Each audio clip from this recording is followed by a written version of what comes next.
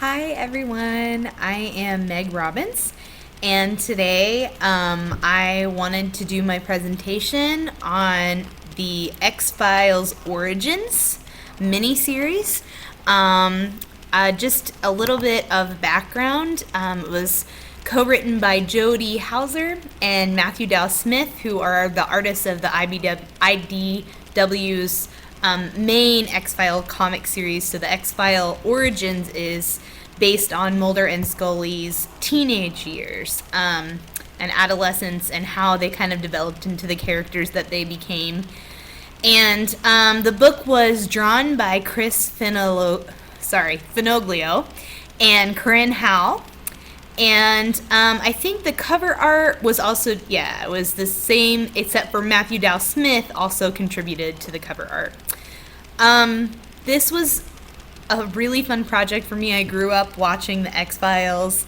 And I think for any X-Files fan, the story of how Mulder became Mulder and Scully became Scully is always hinted at but never really developed. And so, you get a sense of who they were as children and why they're doing what they're doing, which is solving these mysterious crimes. And even deeper than that, they have a sense to find out and uncover that which is mysterious, especially Mulder, and he kind of brings Scully on board. And so just a little bit about the story arc, if you will. This is the very beginning, which we've never gotten to see as X-File fans. So they're both 13. They're in two different locations, so it's a parallel storyline. Mulder is in Martha's Vineyard, and Scully is in California. And so with each issue in the miniseries, you get a little piece of their story that's actually happening simultaneously with one kind of overarching conspiracy that links them both. But specifically, I kind of wanted to focus on Mulder, especially in the larger scheme of him as a hero, a kind of tragic hero, and watch his path. And in the first issue, it focuses on his story and his beginning. And so this comic is actually pretty well received. I read several reviews, and I think anybody who's an X-File fan was excited to see this happen. I was kind of wondering in the reviews how it's youthfully drawn, and it's kind of reminiscent of, like, it's got a 70s vibe. And the other reviewers that I read also noted that. I read one from Rogue's Portal that really stuck out to me, and let me see if I can. Her name was Annalise Ferris, and I thought that her review was very thorough and very helpful and kind of echoed the sentiments of a lot of the other reviews that I was reading, which was that this is just something that we've always wanted to know. And it kind of takes you back in time because it's a little like Goonies-esque, and so it kind of taps that nostalgic part of you. Plus, you just get this information, more details, developed storyline of Mulder and Scully's life that you just didn't have access to before. So I think most X-Files fans were really excited about it. And although it is geared toward more like a younger audience, I found a lot of enjoyment reading it. That's probably because I'm a little bit of a nerd, but that's okay. I think most X-Files fans did. And I guess maybe it's just that the art is just kind of retro and a throwback, and you don't see it as juvenile, as more of just you're kind of time traveling and indulging that kind of inner child. And Mulder and Scully, the characters themselves are children, and so it's just the perfect format, and I think they did a great job. And the reviewers and the community, I think, on the whole, really accepted it and in a positive way. To turn to the comic itself, like I said, just focusing on issue 1, we're focusing on Mulder. And if you've seen any X-Files shows, you know that Mulder has this unbelievable drive to find the unknowable, to basically find alien life, but also to prove that it's true, because he believes, and as it shows in the very first issue, his sister is basically They're home alone one night. Their parents are out. They're on Martha's Vineyard. They're playing a board game. He goes to bed, and you see this image of his sister just kind of floating backwards toward the window surrounded by a blue light. And this is the moment that Mulder will never get over. This is kind of becomes his passion in life, his obsession. It's what drives him. It's also kind of his fatal flaw, and it's what takes him down many times a really dark path as he gets older. But just to stay on track here and focus on the issue, we see him kind of reliving that over and over in his head, and resenting the police officers who question him and never find his sister, and also resenting himself for not being able to remember, for being asleep.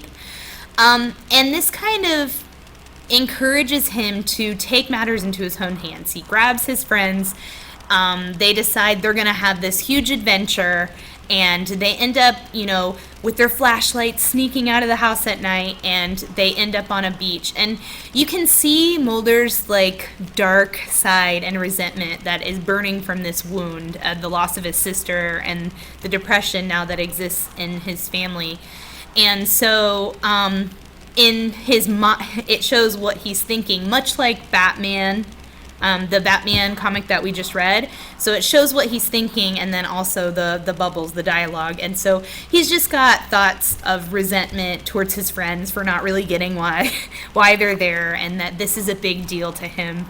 And the issue kind of ends on this cliffhanger, like something is beginning to happen, something unexplainable. And we can only assume in the next issue it's going to show a piece of Scully's life as she's a 13-year-old, and then it's going to hop back to him in the third issue. So anyway, just to give you some clarity and focus on what it's about, hero's journey. So this was, like I said, really an indulgence for me. I was so excited to read more about Mulder because, like I said, you can piece it together, but it's so nice to get such a developed these are the events that have happened. And I've kind of always seen him as more of a tragic hero, because even though he has this kind of optimism and he believes that there's something else out there, he has to believe.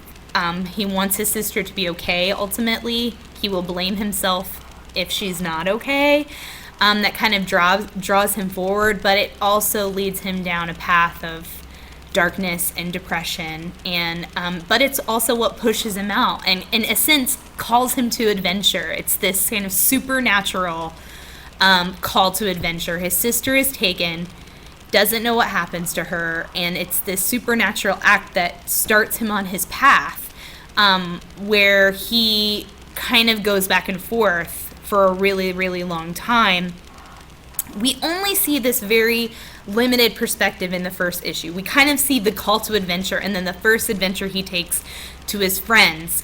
We know that time and time again, as we've seen in the series, if you've seen it, he does reach many thresholds, and he kind of goes back, and then the call is strong again.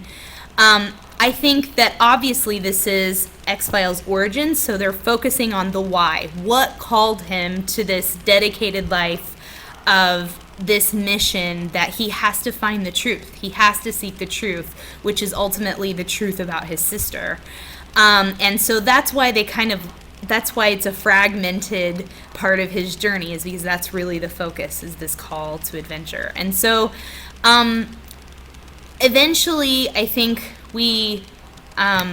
I'm gonna have to kind of just leave it at that because that's really all we see in the first issue. And so I wish I could go on and be like, and then there's so many times that he goes through this hero's journey. But just keeping the focus on the focus part of this comic is that this is the moment where he is called. This time in his life where he cannot get past the disappearance of his sister, and it really is this supernatural call that we believe could be aliens. And so something very mysterious that keeps him going on his journey for a really long time. So Again, thank you for listening. I hope that this was insightful, helpful. I hope that you love X-Files and you weren't super bored. But if you don't love it, I encourage you to jump on that bandwagon and, watch a bunch of episodes and binge watch. And I'm definitely going to be reading the comic now. So anyway, I hope you have a great afternoon. I'll talk to you later. Bye.